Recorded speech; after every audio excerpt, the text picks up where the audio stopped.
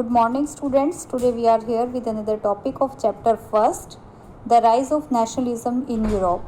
Previous जितने भी videos हमारी हो चुकी हैं उसमें हमने स्टेप बाय स्टेप ये स्टडी किया है कि यूरोप में नेशनलिज्म किस तरीके से अराइज हुआ। जो प्रीवियस वीडियो थी उसमें हमने देखा कि जो मेकिंग प्रोसेस है यानी कि नेशनलिज्म किस तरीके से एकदम से नहीं अराइज हुआ है, एकदम से नेशनलिज्म की फीलिंग जो है वो लोगों के अंदर नहीं आई है, बल्कि उसको बनने में काफ़ी टाइम लगा है कि लोगों ने किस तरीके से जो एरिस्टोक्रेसी थी उसके अगेंस्ट प्रोटेस्ट किया और एक ऐसी सोसाइटी को बनाया जिसमें कि एरिस्टोक्रेसी जो है उसको अबोलिश किया गया।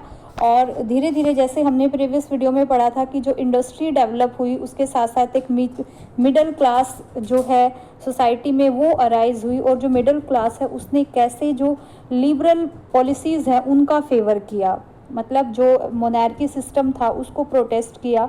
तो अब लिबरल वर्ड क्या है, देखो आपने 9th क्लास में ये एक आइडियोलॉजी है जिसको आपने स्टडी किया था। आपने देखा था कि कुछ लिबरल्स होते थे, रेडिकल्स होते थे और जो कुछ कंजर्वेटिव्स होते थे। तो जो लिबरल्स होते थे उनके जो आइडियोलॉजी होती थी वो लिबरल आइडियोलॉजी होती है, जो रेडिकल्स होते थे उनकी जो आइडियोलॉजी होती है एक तरह से वो रेवोल्यूशनरी आइडियोलॉजी होती है। और जो कंजर्वेटिव्स होते हैं वो क्या होते हैं कि वो जो पुरानी जो ट्रेडिशनल होते हैं, हमारे जो पुरानी परंपराएं होती हैं उनको फॉलो करते हैं। तो पहले टॉपिक को देख लेते हैं क्या है ये। देखिए, in early 19th century Europe were closely allied to the ideology of liberalism, यानी कि जो 19th सेंचुरी थी उसकी जैसे ही स्टार्टिंग हुई तो हमने देखा कि यूरोप में जो यूरोप की जो सोसाइटी थी वो लिबरलिज्म की आइडियोलॉजी से क्लोजली अलाइड यानी कि बहुत ज़्यादा जुड़ी हुई थी। यानी लिबरलिज्म जो है वो काफ़ी फैल चुका था यूरोप की सोसाइटीज़ में। लिबरलिज्म का जो मीनिंग है वो देख लेते हैं। देखो, the term liberalism drives from the Latin root liber, यानी कि जो लिबर वर्ड है लैटिन लैंग्वेज में उसका मतलब है फ्री। यानी कि लिबरलिज्म का मतलब क्या होता है कि एक ऐसा व्यक्ति जिसके लाइफ के ऊपर रिस्ट्रिक्शन नहीं है, वो फ्री है। और आपकी फ्री लाइफ कब होती है, जब आपकी जो गवर्नमेंट है जिसको आप इलेक्ट कर रहे हो वो आपके द्वारा इलेक्ट की हुई हो, ना कि कोई मोनार्कियल सिस्टम हो। क्योंकि जो कोई मोनार्कियल सिस्टम है, कोई डिक्टेटरशिप है, कोई ऑटोक्रेसी है, तो उसमें आप क्या है कि आपकी लाइफ जो है उनके कंट्रोल होती है, क्योंकि डिसीजंस जो होते हैं वो उनके द्वारा लिए जाते हैं। तो जैसे जैसे लोगों के अंदर नेशनलिज्म की फीलिंग जो है बढ़ती गई धीरे धीरे, तो लोगों को रियलाइज़ होता गया कि जो एक फ्री लाइफ है, क्योंकि नेचर ने उनको फ्री जो है नेचर ने लोगों को एक जो लाइफ दी है वो एक फ्री एनवायरनमेंट दिया है। तो किस रिस्ट्रिक्शन किसके द्वारा लगाई गई है कि जो मोनार्कियल सिस्टम है या जो डिक्टेटरशिप है, कोई राजा है कहीं का, वो उनके ऊपर रिस्ट्रिक्शन लगाता है। तो लोगों को धीरे धीरे ये रियलाइज़ होना शुरू हो गया कि वो अपने जो राइट्स हैं जो नेचर ने उनको दिए हैं वो अपने तरीके से उनका यूज़ कर सकते हैं, किसी के रिस्ट्रिक्शन के अंडर वो अपनी लाइफ को स्पेंड नहीं कर सकते। तो liberalism stood for freedom for the individual, वही जो मैंने अभी आपको बताया सेम चीज़ है इसमें कि लिबरलिज्म का मतलब क्या है कि किसी व्यक्ति के लिए किसी इंडिविजुअल के लिए उसकी फ्रीडम है, equality of all before the law, और जो कानून बनाया गया है उसके सामने सब समान हो।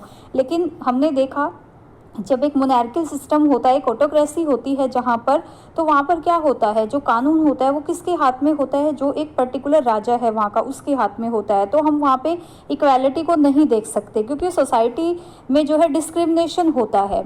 उसके बाद देखिए स्टूडेंट, जैसे कि हमने जो फ्रेंच रेवोल्यूशन है उसमें स्टडी किया था, जो फ्रेंच रेवोल्यूशन में मेनली इस बात को, जो ऑटोक्रेसी थी, ऑटोक्रेसी क्या होती है कि जैसे लुई 16 क्या था, एक ऑटोक्रेट था जो अपनी मर्जी से काम करते हैं, अपने जो मतलब एक अपनी पावर को अपने अंडर कंट्रोल रखते हैं। और एक होता है जैसे क्लर्जिकल, जो क्लर्जी पार्ट था हमने देखा था उसमें जो एक नोबेलिटी थे, क्लर्जी थे।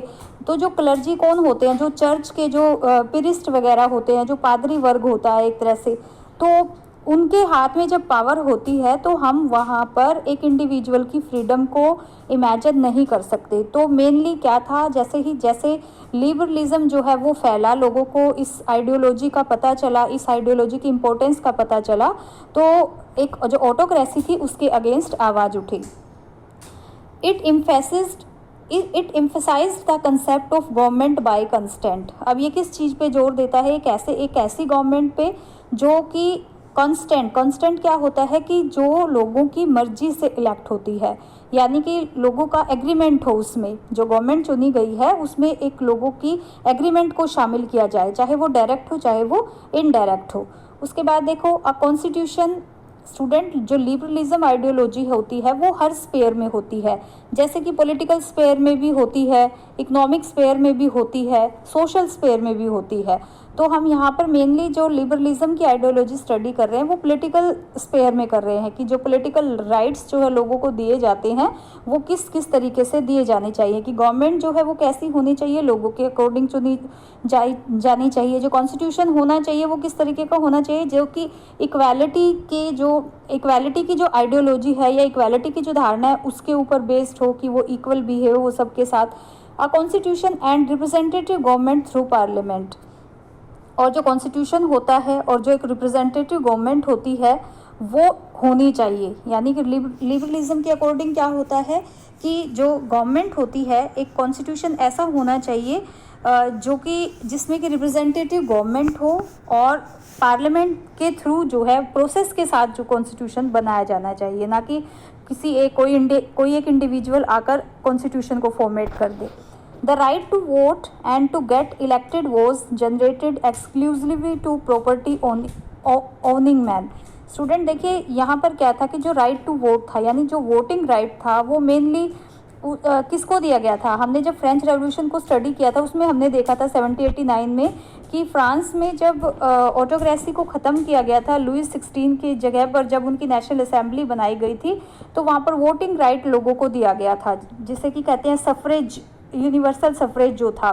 सफरेज का मतलब क्या होता है, द राइट टू वोट, यानी कि वोट का राइट दे देना। लेकिन वो जो राइट टू वोट दिया गया था वो मेनली किसको दिया गया था, जिनके पास प्रॉपर्टी है, यानी जिनके पास प्रॉपर्टी थी सिर्फ वही अपने वोटिंग राइट का यूज़ कर सकते थे।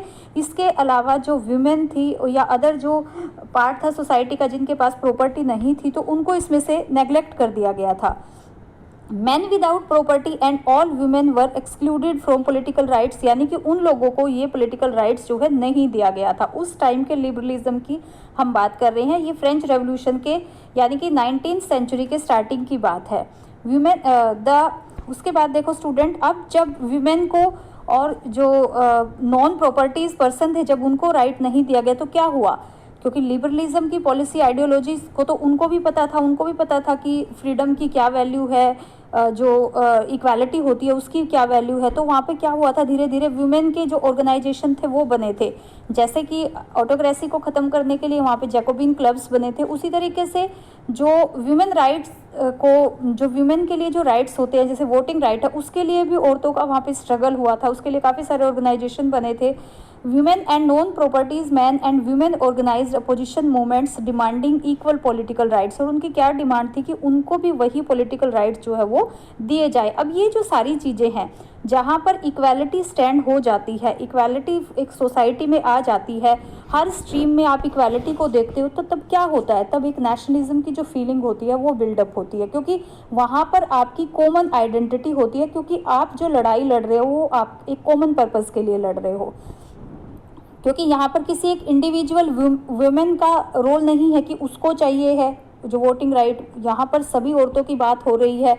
यहाँ पर केवल एक व्यक्ति की बात नहीं हो रही है जिसके पास प्रॉपर्टी नहीं है, बल्कि सभी व्यक्तियों की बात हो रही है।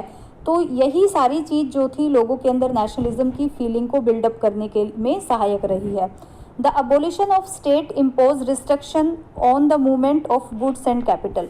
अब हम देखते हैं कि जो लिबरलिज्म की आइडियोलॉजी है उसने इकोनॉमिक स्फीयर में कैसे काम किया। स्टूडेंट यहाँ पर एक छोटे सा पॉइंट जो मैं आपको बताना चाहूँगी, उस टाइम जो इकोनॉमिक स्फीयर था वहाँ पर जो लिबरलिज्म था वो उसका मतलब क्या होता है। सबसे पहले तो देखिए लिबरलिज्म इकोनॉमिक स्फीयर में इसका मतलब ये होता है कि liberalism stood for the freedom of markets and the abolition of state impose restriction on the movement, यानी कि जो मार्केट में जो फ्रीडम यानी एक फ्री मार्केट होनी चाहिए कि जब आप व्यापार कर रहे हो तो आपके ऊपर जो स्टेट रिस्ट्रिक्शन होती है वो नहीं होनी चाहिए। जैसे गुड्स एंड कैपिटल्स पे रिस्ट्रिक्शन होती थी, उस टाइम क्या होता था कि बहुत सारी रिस्ट्रिक्शन होती थी गुड्स एंड कैपिटल्स पे, रिस्ट्रिक्शंस भी होती थी, प्लस क्या होता था कि आपकी जो कस्टम बैरीज होती थी, जैसे कि टैक्स हम कह सकते हैं एक इस तरह, जैसे गुड्स एंड सर्विसेज पे टैक्स होते थे, तो वो टैक्स भी इस तरीके के होते थे कि अलग अलग होते थे। पर्टिकुलर एरिया में जैसे एक ही एरिया एक ही टेरिटरी के अंडर आता है, लेकिन आपको टैक्स जो है वो अलग अलग पे करना पड़ता था। कहीं पे टैक्स की जो वैल्यू होती थी वो कुछ और होती थी, कहीं पे कुछ और होती थी। इसी तरीके से क्या था कि जो मेजरमेंट के मेथड होते हैं, जैसे आप किसी चीज़ का वेट कर रहे हो या मेजरमेंट कर रहे हो, तो वो भी अलग अलग होती थी ये सारी चीज़ें। इससे क्या होता था कि जो व्यापार करना होता था उस टाइम पे वो काफ़ी टफ था, उसमें काफ़ी सारी प्रॉब्लम्स फेस करनी पड़ रही थी। ये सारी चीज़ें एक ऑब्स्टेकल का काम कर रही थी। तो यहाँ पर लिबरलिज्म आइडियोलॉजी ने भी अपना काम किया कि वहाँ पर एक सिमिलैरिटी लाए, जो टैक्स थे वो उनमें एक इक्वालिटी को स्टैब्लिश किया, जो मेजरमेंट के मेथड होते थे, माप तोल की जो चीज़ें होती थी उनमें मतलब एक समानता लानी बहुत ज़्यादा ज़रूरी थी। जैसे देखो, a merchant travelling in 1833 from Hamburg to Nuremberg to sell his goods would have to pass through 11 custom barriers and pay a custom duty of about 5% at each one of them. अगर एक व्यक्ति को एक area से दूसरे area में जाना पड़ता था तो उसको मतलब कई तरह की जो कस्टम बैरीज यानी कई तरह के टैक्स देने पड़ते थे, और जो टैक्स होते थे वो भी अलग अलग होते थे। तो ये एक बहुत बड़ी प्रॉब्लम थी। इसी के साथ देखो, obstacles to economic exchange and growth by the new commercial classes who argued for the creation of a unified economic territory allowing the unhindered movement of goods people and capital. Student, वहाँ पर एक छोटा सा example आपकी book में यहाँ पर लिखा हुआ है। इस जो ऑब्स्टेकल्स क्या है, ऑब्स्टेकल का एक तरह से इसको डिफाइन किया हुआ है कि देखो, जो ऑब्स्टेकल्स होती थी वो जैसे अगर हम एक मेज़रमेंट देखते हैं, क्लॉथ की मेज़रमेंट देखते हैं, तो उस टाइम जो क्लॉथ की कपड़े की मेज़रमेंट होती थी वो LA से होती थी, मतलब उसको यूनिट को LA बोलते थे। तो जो LA होती थी, मेज़रमेंट की यूनिट होती थी, वो अलग अलग होती थी। जैसे कि आप कहीं से एक रीज़न से आपने कपड़ा परचेज़ किया है और उसकी जो मेज़रमेंट है वो वहाँ पे 54.7 है, तो आप जब दूसरी जगह पे उसको लेके जा रहे हो, सपोज करो आप उसको फेराइबर्ग पे लेके जा रहे हो, तो उसकी मेज़रमेंट चेंज हो जाती थी। वो सेम कपड़ा है लेकिन मेज़रमेंट क्या होती थी, 53.5 है। इसी तरह से अगर आप सेम कपड़े को न्यूरेमबर्ग में लेके जा रहे हो, जैसे कि ये जगह थी उस टाइम की, 65.6 हो जाती थी। तो ये एक ऑब्स्टेकल्स थी इकोनॉमिक एक्सचेंज में, ये एक ऑब्स्टेकल का काम करती थी, क्योंकि जब आप कपड़े का व्यापार कर रहे हो, आप किसी कीमत पे कपड़े को परचेज कर रहे हो, जब उसको सेल कर रहे हो तो उसकी जो मेजरमेंट है वो भी चेंज हो रही है, प्लस उसका प्राइस भी चेंज हो रहा है। तो ये बहुत सारी एक बाधाएं होती थी, ट्रेड बैरियर्स इसको कह सकते हैं, कि जैसे रुकावट आती थी जब आप व्यापार करते हो, तो लोगों के लिए ये रुकावट का काम करती थी। तो इसके लिए क्या किया गया था, वहाँ पे इन सारी ट्रेड बैरियर्स को करने के लिए एक वहाँ पर एक ऑर्गेनाइजेशन बनाया गया था, एक कस्टम यूनियन बनाई गई थी। ये सब आपकी जो है बुक में डीपली मेंशन है, तो आप इसको अपनी बुक में से डीपली स्टडी करेंगे, मैं आपको बता रही हूँ इसको। तो वहाँ पर क्या किया गया था, एक ट्रेड यूनियन बनाई गई थी 1834 में, एक ट्रेड यूनियन बनाई गई थी जिसको कहा गया था जवेलियन। जवेलियन 1 मार्क्स में कई बार पूछ लेते हैं, ये क्या है कि एक ट्रेड यूनियन थी, मतलब एक व्यापार को अच्छे तरीके से चलाने के लिए एक यूनियन बनाई गई थी, जिसने क्या किया था, इन सभी ऑब्स्टेकल्स को दूर किया था। ये जो है जर्मनी में बनाई गई थी एक यूनियन, जर्मन स्टेट के द्वारा बनाई गई थी, और इसमें जो पर्शिया देश था उसका भी इनिशिएटिव था, मतलब उसका भी रोल था। ये सब इसलिए किया गया था, ये कस्टम यूनियन इसलिए बनाई गई थी ताकि ये जो सारी ऑब्स्टेकल्स हैं, ऑब्स्टेकल्स जैसे कि मैंने आपको बताया कि ये ऑब्स्टेकल्स कैसी हैं कि आप मेज़रमेंट अलग है, नाप तोल का जो तरीका था वो अलग था, आपको एक जगह से दूसरी जगह पर कोई भी जो थिंग्स है, गुड्स एंड सर्विसेज है, वो लेके जानी होती थी, तो आपको बहुत सारी कस्टम बैरीज को फेस करना पड़ता था। इन सारी चीज़ों के लिए ये एक ज्वेलरियन बनाई गई थी। तो इस ज्वेलरियन ये किससे इंस्पायर थी, वही मैं आपको बता रही हूँ, ये इंस्पायर थी जो लिबरलिज्म की आइडियोलॉजी है। अब लिबरलिज्म की जो आइडियोलॉजी है उसने अपना काम किया इकोनॉमिक स्फीयर में भी, जिसकी वजह से जो इकोनॉमिक सेक्शन था वो भी काफ़ी फ्री हो गया, यानी लोग अब अच्छे तरीके से अपना व्यापार करने लगे थे। तो धीरे धीरे हर एक स्पेयर में जब लिबरलिज्म जो है अपना इफेक्ट डालने लगा, तो लोगों के अंदर जो नेशनलिज्म की फीलिंग है वो काफ़ी ज़्यादा स्ट्रॉन्ग होती चली गई। तो हम यहाँ पर मेनली पढ़ रहे हैं 1814 तक का जो यूरोप की कंडीशन है वो हमने स्टडी की कि किस तरीके से एरिस्टोक्रेसी को ख़त्म किया, जो मोनार्कियल सिस्टम है उसको अबोलिश किया, फ्रेंच रेवोल्यूशन का क्या इफेक्ट हुआ और जो लिबरलिज्म की आइडियोलॉजी है वो कैसे स्प्रेड आउट हुई। अब जो नेक्स्ट हमारा टॉपिक होगा वो होगा एक कंजर्वेशन की जो आइडियोलॉजी है, यानी जो कंजर्वेटिज्म है। कंजर्वेटिज्म होता है कि हम पुरानी चीज़ों से जुड़े रहते हैं, कैसे लिबरलिज्म को पीछे छोड़कर जो कंजर्वेटिज्म है वो स्टैब्लिश हुआ कुछ टाइम के लिए यूरोप में, और फिर उसके अगेंस्ट एक रेवोल्यूशन हुआ। उसके बाद जो रेवोल्यूशनरी है वो कैसे अराइज हुए और रेवोल्यूशनरी मेथड से किस तरीके से जो यूनिफिकेशन है यूरोप में, देशों का जो यूनिफिकेशन है, नेशनलिज्म की फीलिंग को बूस्ट देकर वो किस तरीके से हुआ। नेक्स्ट हमारा टॉपिक ये है। आई होप आपको जो नेशनलिज्म जो लिबरलिज्म का टॉपिक है ये अच्छे से समझ आ गया होगा। नेक्स्ट टॉपिक जो होगा कंजर्वेटिज्म वो हम नेक्स्ट वीडियो में स्टडी करेंगे। Thank you so much.